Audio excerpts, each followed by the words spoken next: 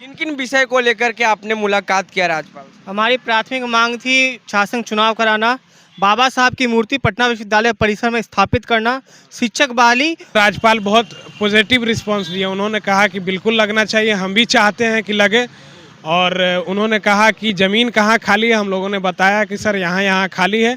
VC को बुलाए थे राज्यपाल? जी हाँ, उन्होंने तुरंत कहा, तुरंत कार्रवाई करते हुए वाइस चांसलर महोदय से बात करने की उन्होंने काम किया। उन्होंने कहा कि जल्द ही हम वाइस चांसलर को निर्देशित करेंगे कि बाबा साहब की मूर्ति भी विश्वविद्यालय में लगे। लगेगी पटना यूनिवर्सिटी में? बिल्कुल बिल्कुल बिल्कुल, और नहीं लगेगी तो हम लोग लगा देंगे। देखिए, चुनाव का डेट अनाउंस होना चाहिए। जब भाई एग्जाम आप बिना पूछे कुलाधिपति के कराते हैं तो इलेक्शन क्यों नहीं? इलेक्शन भी तो एकेडमिक्स का पार्ट है।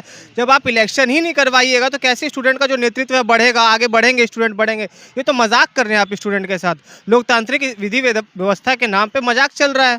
इसीलिए हम लोग वीसी से मिले। वो अपना हाथ जब खड़ा कर दिए तो हम लोग राज्यपाल के पास पहुंच गए। नमस्कार, आप देख रहे हैं द एक्टिविस्ट और मैं हूं आपके साथ अमन। पटना यूनिवर्सिटी में हर साल छात्र संघ चुनाव होता है, लेकिन इस साल संदेह हो गया था, शायद लग रहा था कि चुनाव नहीं हो। हमारे साथ कई छात्र नेता हैं जो कल राज्यपाल से मिले हैं। क्या कुछ बातचीत हुई है?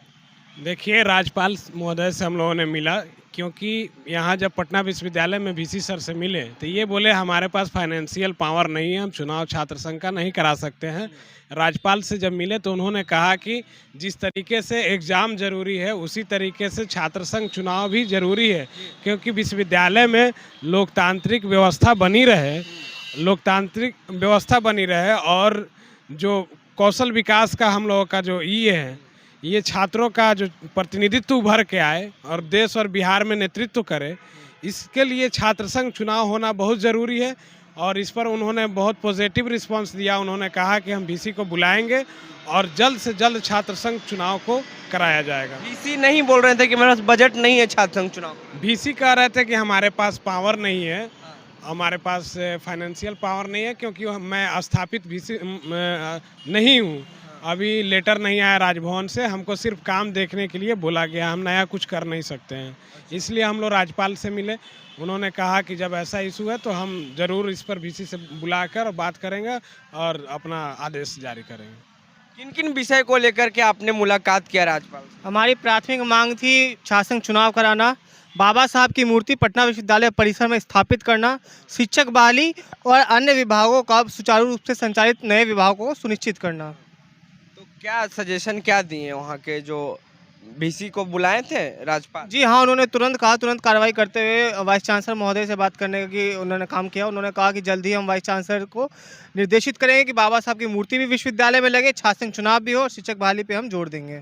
छात्र संघ का तो कार्यकाल लगता है अब समाप्त हो गया है, 1 साल कहीं रहता है, तो अब चुनाव का डेट अनाउंस करेंगे या फिर टाल देंगे? देखिए, चुनाव का डेट अनाउंस होना चाहिए। जब भाई एग्जाम आप बिना पूछे कुलाधिपति के कराते हैं तो इलेक्शन क्यों नहीं? इलेक्शन भी तो एकेडमिक्स का पार्ट है। जब आप इलेक्शन ही नहीं करवाइएगा तो कैसे स्टूडेंट का जो नेतृत्व है बढ़ेगा, आगे बढ़ेंगे, स्टूडेंट बढ़ेंगे? ये तो मजाक कर रहे हैं आप स्टूडेंट के साथ। लोकतांत्रिक विधि व्यवस्था के नाम पे मजाक चल रहा है। जब आप चुनाव नहीं कराएंगे, बच्चों की बात नहीं सुनेंगे, आप छात्रों की बात नहीं सुनेंगे तो किसकी सुनेंगे आप?